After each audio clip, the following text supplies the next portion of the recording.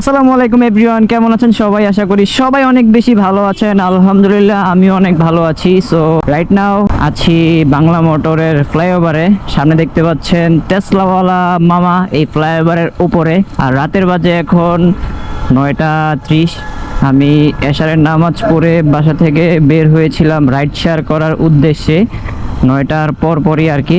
আসলে অনেক ডিপ্রেশনের মধ্যে আছি, দ্যাটস ওয়াই সারাদিন এই চিন্তা করতে করতে মনে করেন যে কাজে যাওয়া হয় নাই, প্লাস ফোনে কিছু ব্লগ ছিল সেগুলো এডিট করতে হয়েছে। আর বের হয়েছি রাইড শেয়ার করার জন্য। রাতে 1টা 2টা পর্যন্ত কাজ করব আর কি। আল্লাহ কপালে যা রাখছে, সবাই দোয়া করবেন।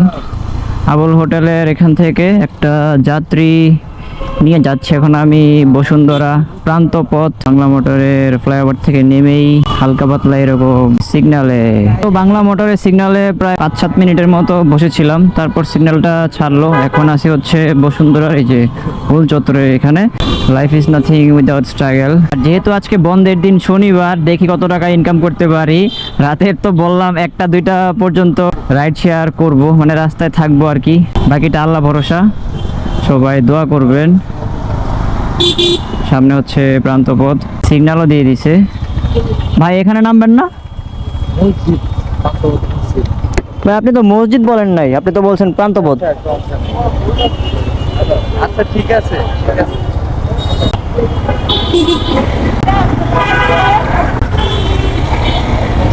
সো এই তো চলে আসলাম প্রান্তপথ। জি ভাইয়া, একটু সামনে যাওয়া লাগবে। মসজিদ তো আমি চিনি না ভাইয়া।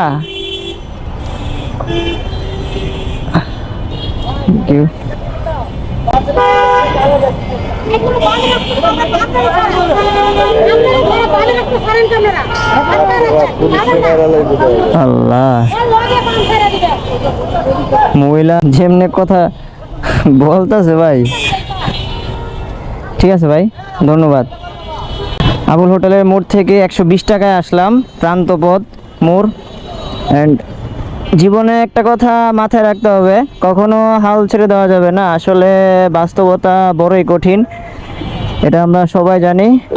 দেখি কয়টা অবধি কাজ করতে পারি। কিরে ভাই, এটা তো লাগাইতে পারলাম না, খুলে যাবে।